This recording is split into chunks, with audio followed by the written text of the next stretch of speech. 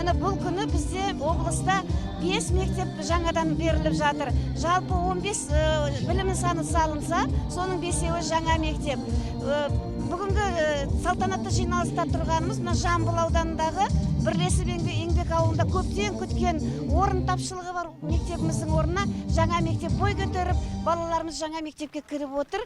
Көңіліміз өте қуанышты, ата-аналар да қуанып жатыр, балалар да өте жаңа мектепке барғандарына. Енді мұндай тағы да 4 мектеп ашылып жатыр. Оның біреуі апатты мектептің проблемасын шешіп отыр.